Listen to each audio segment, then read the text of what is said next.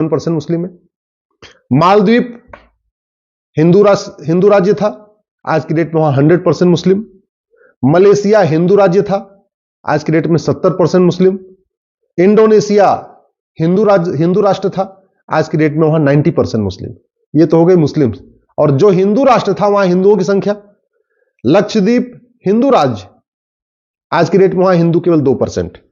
मालदीव हिंदू राज्य, हिंदू 0, एक भी नहीं, क्योंकि नागरिकता ही नहीं मिलेगी ना। मलेशिया हिंदू राज्य, हिंदू 1%। इंडोनेशिया हिंदू राज्य, हिंदू केवल 2%। आप खुद सोच सकते हैं कि इतने जल्दी पूरी की पूरी डेमोग्राफी बदल चुकी है। ये मैंने मलेशिया, इंडोनेशिया, मालदीव, लक्षद्वीप का इतिहास इसलिए बताया कि एक समय में ये हिंदू राज्य थे और ये चारों के चारों राजा राज चोल, जो चोल डायनेस्टी है, जो चोल साम्राज्य था, उसके अंतर्गत आते थे। राजा राज चोल बहुत ही प्रतापी थे, बहुत उन्होंने कुएं बनवाए, स्कूल बनवाए, कॉलेज बनवाए, बहुत धर्मशालाएं बनवाई। लेकिन कुछ तो उनसे भूल हो गई, जो बाद में हिंदू राज्य पूरी तरीके से डेमोग्राफी बदल गई और कन्वर्ट हो गए। आज हम अफगानिस्तान से गायब हो गए, पाकिस्तान से गायब हो गए, बांग्लादेश से गायब हो गए, इंडोनेशिया से गायब हो गए, मलेशिया से गायब हो गए, मालदीव से गायब हो गए। जो दुनिया में बाकी गायब हुए भारत में 9 राज्यों से खत्म हो चुके हैं। डिस्ट्रिक्ट वाइज 200 जिलों से खत्म हो चुके हैं। याद रखिए, भारत में कुल 750 जिले हैं, उसमें से 200 जिलों की डेमोग्राफी बदल चुकी है। तहसील के हिसाब से हम 900 तहसीलों से गायब हो चुके हैं। टोटल 900 तहसीलों की डेमोग्राफी बदल चुकी है। तो 9 राज्यों की डेमोग्राफी बदल चुकी है, 200 जिलों की डेमोग्राफी बदल चुकी है, 900 तहसीलों की डेमोग्राफी बदल चुकी है।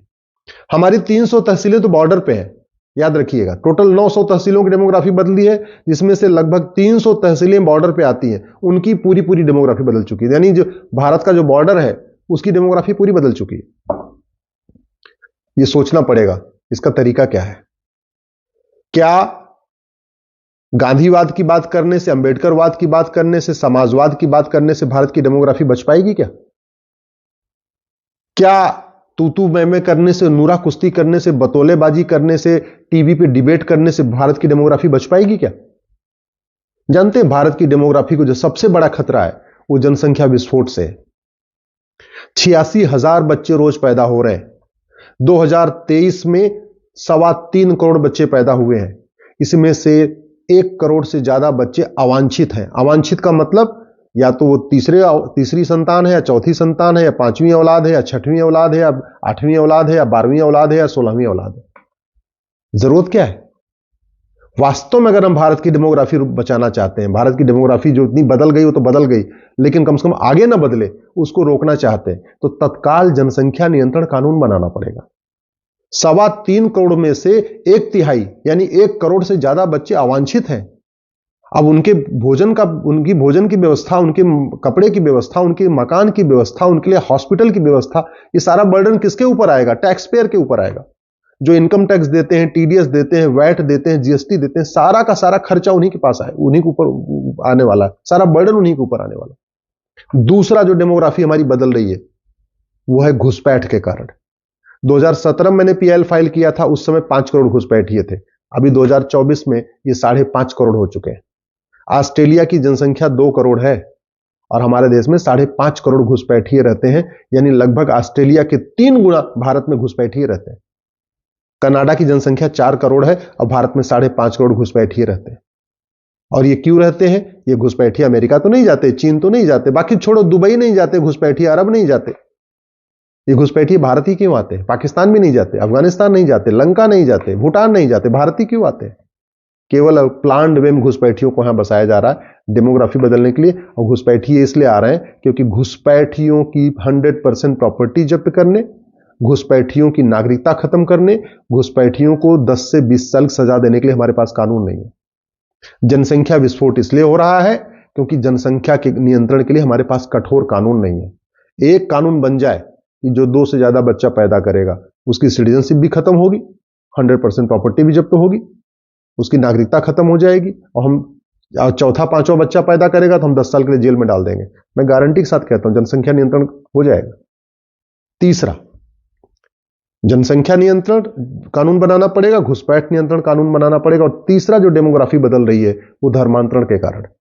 पूरा नॉर्थ ईस्ट बदल चुका है, पंजाब बहुत तेजी के साथ बदल रहा है, उत्तर प्रदेश, बिहार, मध्य प्रदेश के आदिवासी एरिया में पूरा कन्वर्ट हो चुका है। लोगों को पता नहीं है, उस रिजर्वेशन के फायदे के कारण लोग बता नहीं रहे हैं, या और चीजों के कारण बता नहीं रहे, अंदर अंदर सब कन्वर्ट हो चुके हैं। और ये इसलिए हो रहा है क्योंकि हमारे पास धर्मांतरण नियंत्रण के लिए कठोर कानून नहीं है। एक कानून बनाइए कि जो आदमी हिंदुओं को धर्मांतरित करेगा उसके ऊपर एनएसए लगेगा, यूएपीए लगेगा, गैंगस्टर एक्ट लगेगा, वेजिंग वॉर की धारा लगेगी, 100% प्रॉपर्टी जब्त करेंगे और उसको आजीवन कारावास या फांसी देंगे। कल से ही धर्मांतरण रुक जाएगा, मैं गारंटी के साथ कहता हूं। सठे साठ्यम समाचरित भय बिन होए न प्रीत। कानून जितना कठोर होगा, दंड की व्यवस्था जितनी कठोर होगी, उतना तेजी के साथ धर्मांतरण रुकेगा, घुसपैठ रुकेगी, जनसंख्या विस्फोट रुकेगा। नहीं तो आज बाइकआउट मालदीव कर रहे हैं, कल को बाइकआउट कश्मीर करना पड़ेगा, परसों बाइकआउट केरल करना पड़ेगा, नरसों बाइकआउट गोवा करना पड़ेगा। भारत के 9 राज्यों में तो खत्म हो ही चुके हैं ना, 200 जिलों में तो खत्म हो ही चुके हैं, 900 तहसीलों में तो खत्म हो ही चुके हैं। कब तक बाइकआउट कर रहेंगे? इसलिए मैं आपसे हाथ जोड़ के निवेदन कर रहा हूं, दल गुलामी छोड़िए, पार्टियों की गुलामी छोड़िए। ये आज के नेता 25 साल के बाद आपके बच्चों को बचाने नहीं आएंगे, लेकिन आज का कठोर कानून 25 साल नहीं, अगले 200 साल तक आपके परिवार को बचाएगा, आपकी संस्कृति को बचाएगा, आपके धर्म को बचाएगा। इसलिए जनसंख्या नियंत्रण कानून, धर्मांतरण नियंत्रण कानून, घुसपैठ नियंत्रण कानून की मांग करिए, समान शिक्षा और समान नागरिक संहिता लागू करने की मांग करिए।